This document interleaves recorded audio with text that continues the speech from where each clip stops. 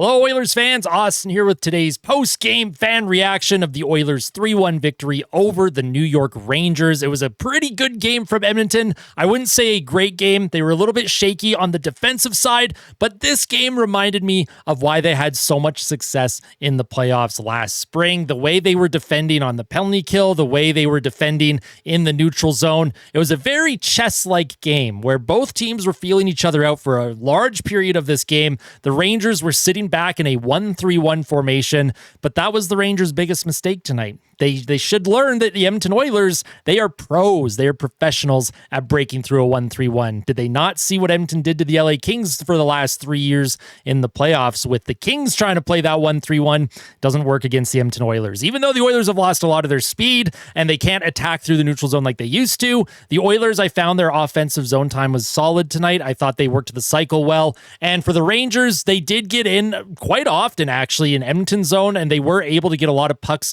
towards the crease, but I thought the Rangers, they were relying on a lot of junk towards Skinner and then trying to capitalize on rebounds and, traffic in front. They're trying to screen him. And I thought the Oilers did a good job at, clearing things out when they had to. And then Stuart Skinner, of course, massive game in the crease. If you end up enjoying this post-game fan reaction, make sure to smash that like button. It goes a long way in supporting the channel. And if you want to see continued daily Oilers uploads from yours truly right here, obviously hit that subscribe button if you're not yet subscribed. Let's talk about this game. Like I mentioned, the first period and for a large portion of this game, feeling out process. Rangers playing the trap, Oilers trying to break through. The Oilers had a ton of power plays as well in that first period. They had 3, I think. They were capitalized on one of them, and it was Corey Perry with his 15th of the season, and we will take a look at that on the NHL Edge Visualizer. Corey Perry was in front. It was a shot from Leon Draisaitl that got through traffic, and then Corey Perry, he capitalized on the rebound. We'll take a look at it here. The Oilers were 0 for 2 on the power play at this point. Leon Draisaitl, he just throws some junk towards the front of the net, and then Corey Perry, he's laying down, he's on his backhand, and he throws it towards the net, and he puts it in for his 15th of the season, assisted by Nugent Hopkins, who also got a piece of that as well, and Leon Draisaitl, who gets point number 101. He's going to have to wait a little bit longer for goal number 50, because he did try and score his 50th a couple times on that empty net, but we all know the Edmonton Oilers are completely allergic to those empty nets. They are not empty net merchants this season, and for the most part, they're not power play merchants either. So the Edmonton Oilers, just overall, great game here. I loved Viktor Arvidsson's goal. It was an absolute snipe by Arvidsson. Now, it probably went off of the stick of the defender for the Rangers, but it went bar down. Absolutely beautiful shot from Viktor Arvidsson, and he celebrates because goals have been hard to come by for him this season. There's been a lot of, scrutiny with regards to his game. He just hasn't looked comfortable for a lot of the year. He's been injured at times as well. Sorry, trying to get my wording here. And Nugent Hopkins, that was his second point of the game at the time. But for Viktor Arvidsson, he gets the game winner. And then Connor McDavid with a little bit of insurance in the third period. Connor McDavid, I thought, had a horrible game until the third. Nice play by Nugent Hopkins off the boards. And then Connor McDavid walks in. And the Rangers, they back up. Connor McDavid uses his speed. He opens up a little bit of space, opens up a lane for himself to shoot. And he beats Shesterkin on the glove side. Now, for the Edmonton Oilers, we have to feel pretty good. I guess for Oilers fans, we should feel pretty good that our boy Stu Skinner was able to outduel Igor Shesterkin, one of the best goalies in the NHL. Stuart Skinner with a .955 save percentage tonight, almost 3 goals saved above expected. And if we take a look at the 3 stars, for some reason they gave Arvidsson the first star. I would say Nugent Hopkins was the first star. Stuart Skinner was probably my second star. And then Viktor Arvidsson was the third star for me personally. Let me know who your 3 stars were. Now, if we take a look at some of the advanced metrics, the expected goals in all situations tonight, according to Money Puck, 3.81 to 2.58 in favor of the Rangers. This game was even until Edmonton got the lead. And then, of course, score effects takes over. The Oilers went into a shell trying to defend it. And like I said, I thought they did a pretty good job. It reminded me how they defended leads during the playoffs. It doesn't look pretty, and you're on edge, and the heart rate increases all the time, but I did think Edmonton did a very good job at defending. I thought it was an effective way to get through the rest of this game. Connor McDavid obviously seals the deal with the 3-1 goal, and then the Rangers, they weren't able to get anything else. from that point on, and the Oilers were able to close things out. If we take a look at the expected goals for percentage of everyone at 5-on-5, Arvidsson led the way, Nurse, McDavid, Skinner. I thought Jeff Skinner played a great game, one of his more effective games. He drew 2 penalties. Yes, he took a penalty in the third period. I thought it was a very, very weak call. Did not like that call on Jeff Skinner at all. Jeff Skinner, again, only played about 11 minutes tonight. I don't know why he's not given some more opportunity. I thought he played well. I thought Jake Wallman played good. He had some blocked shots in that third period. Even Jeff Skinner blocked a shot late, which was really good to see. And then down here, poor Max Jones with a 5% expected goals for percentage. Brown and Draisaitl, of course, at 5-on-5. Not as effective as they had been recently, but that is A-okay. They got some depth scoring tonight. They got a goal from Arvidsson. They got a goal from Corey Perry.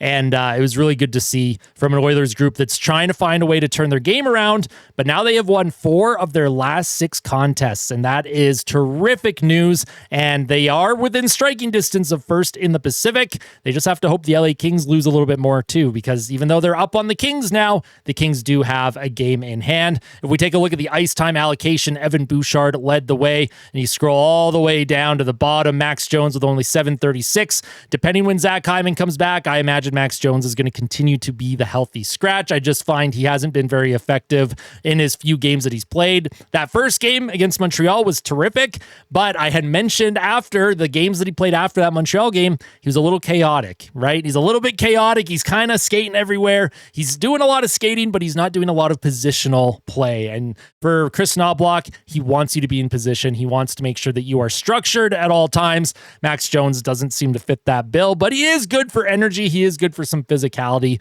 And of course, we all look forward to Trent Frederic getting into the lineup. Take a look at the NHL standings. Like I said, they are only 4 points behind the Vegas Golden Knights. Oh, the LA Kings actually have 2 games in hand on the Oilers. Did not know that. The Kings have won 5 straight games, so LA is getting hot at the right time. The Edmonton Oilers, they are now 9 points up on Vancouver. They're 11 points up on Calgary, though Calgary does have a couple games in hand. The Oilers just have to make sure that they are taking care of their own business. Their next home game is against Utah. They actually have a 4-game home trip. A 4-game homestand. If the Oilers can win 3 of those 4, beat Utah, Winnipeg's going to be a tough one, beat Seattle, maybe beat Dallas. I mean, Dallas and Winnipeg, those are going to be tough games. They play Seattle twice in the next 2 weeks. They play Calgary on the 29th. And then once we get into April, they're going to be able to make up some more ground. They play Vegas here. This could be a huge divisional game. And they play the San Jose Sharks 3 times in April. So you've got to make sure that you are winning those games, and they play the LA Kings 2 times as well. The Oilers, where they finish in the standings, it is up to them. It is not up to Vegas or LA. It is up to the Edmonton Oilers to win the games that they're supposed to, beat your divisional rivals, bank your points in these 4-point games, and see if you can find a way to get some home ice advantage in the first round. Now, we are going to move on to the questions and comments from the fans. This is something that I have started to do after every single game. So if you ever want to send me your questions or comments, just at me at ahockey1993 on Twitter or x.com. Although at some point, I'm eventually going to be moving away from Twitter. I'm going to be on Blue Sky full time. And then the Discord server will probably be where I take most of the questions and comments moving forward. But for now, it's Twitter because it's the easiest place where I can get sent the questions and comments. So first up, we have Zom. This game felt very reminiscent of when we played the Rangers back in November. I remember that game feeling like a turning point for elevating their game back in November, December. And that is a very good point. The Edmonton Oilers, they did beat the Rangers 6-2 back in November, and then they went on a huge run. They were the best team in the NHL for about 2 months after that. I want to hope and I want to think that maybe Edmonton has found their turning point as well against the Rangers, even though it was in New York this time. Not a blowout win, but a 3-1 win is really promising. It was a convincing win to me. I talked about how this team has been winning some games lately, but not in convincing fashion. I like that it was in regulation. I like that they won by more than 1 goal. So that's a great point. I really hope that is the turning point that the Oilers need right now to keep banking some points and keep building in the standings and their positioning. Don says yes. Just yes, and I agree, yes. Trent says, nice win. Hopefully this continues. Are the Oilers turning it around? Just going back to Zom's question, it really does feel like it. 4 wins in their last 6 games. I'd like to think that they are turning things around, that they have turned around after that horrific losing streak to come out of the Four Nations. 4 wins in the last 6 games. That is huge right now for Edmonton. Erica says, put Perry on the power play instead of Hyman from now on. Obviously, when Hyman comes back. Jeff Skinner was great at drawing power plays tonight. Still extremely allergic to empty nets. I see. That is absolutely correct. I did touch on that earlier in this video. The Oilers, for some reason, just don't know how to hit an empty net. They may never hit another empty net ever again. That's just how it is. But I agree. I do like Corey Perry as the net front presence. No disrespect to Zach Hyman. I do think that top unit needs just a different look sometimes. I'm happy that Perry was able to contribute on the power play. Maybe that'll give the coaching staff some confidence to maybe change things up with that top unit. Zach says, how come we can do so well in games like these, but lately, most nights, they have been eating dirt? I still think we need more options for goalies, but I will give credit where credit is due. GG. Yes, I agree. Stuart Skinner, obviously, if he plays like this consistently, this team is winning a ton of hockey games. It was a great game from Stuart Skinner. He made big saves on that late power play for the Rangers. He made some big saves when the net was empty and the Oilers were defending that 1-goal lead, or I guess 2-goal lead when they pulled the goalie. Great game from Stu, and I agree. We want to see more consistency. Let's see when they go home how they play against Utah, see if they can find a way to continue to build on their game tonight.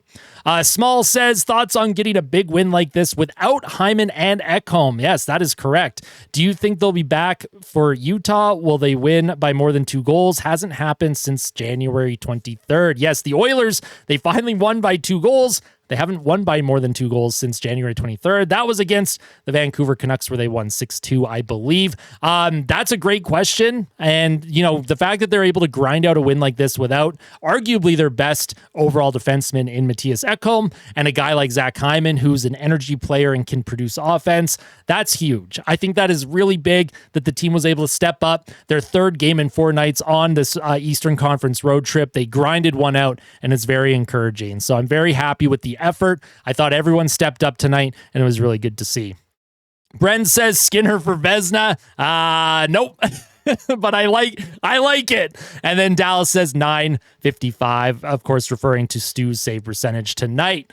All righty, folks, that is it from me. Thank you all so much for tuning in. Your support means the absolute world. I am so happy that the Oilers were able to get a win and finish 500 on this road trip, because those first 2 games against Buffalo and New Jersey, it did not start off well, but they did manage to go 500, and 500 on road trips, I'll take that as a win, honestly, especially this time of year. The Rangers, desperate hockey, trying to maintain their pace in the Eastern Conference wild card.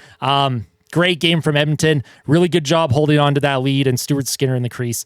Terrific job as well. Nugent Hopkins, Nuge with 3 points. You love to see that. And we'll see you probably tomorrow. I should have something out tomorrow. And then, of course, Tuesday, they play the Utah Hockey Club, so I will have a pregame report up for that.